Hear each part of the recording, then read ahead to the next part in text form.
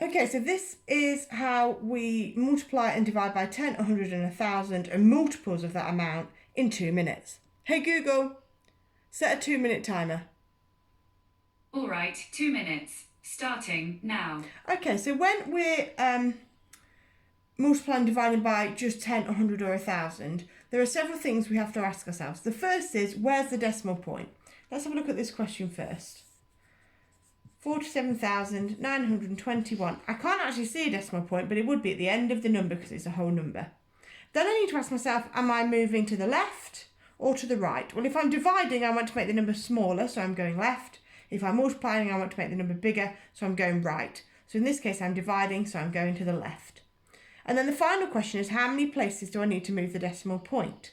Well, that's determined by how many zeros there are in the number I'm dividing by. And in this case, there's 2. So I'm moving 2 places to the left. So I move my decimal point 2 places to the left, which gives me the answer of 479.21. Let's have a look on this one. Same questions again. So I've got 6. I've already got the decimal point, so I don't need to go thinking about where that needs to go.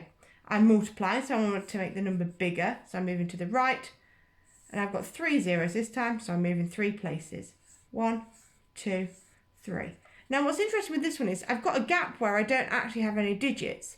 So I just need to remember, if I have that situation, I fill it with a placeholder, giving me the answer of 6,040. Right, very quickly.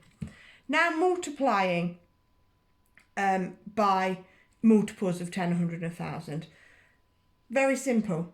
Ignore the zeros to begin with and just do the basic multiplication. So 3 times 7 is 21. And then put the placeholders back, gives you your answer. 12 times 3 is 36. And put the zeros back, gives 36,000. Right, dividing now is a little bit more difficult. What you need to do is cancel out any zeros that you can do. Get rid of them, okay?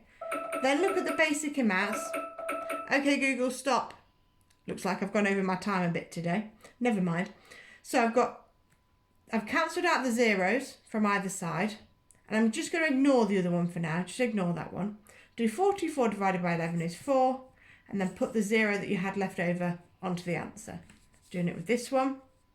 Again, cancel out as many zeros as you can, balancing out from each side. I've only got 1 this side, so I can only cancel 1 from that side. Ignore those ones for now. 64 divided by 8 is 8, and then add the leftover ones. And that's how to multiply and divide by 10, 100 and 1,000 and multiples of that amount. Good luck, guys.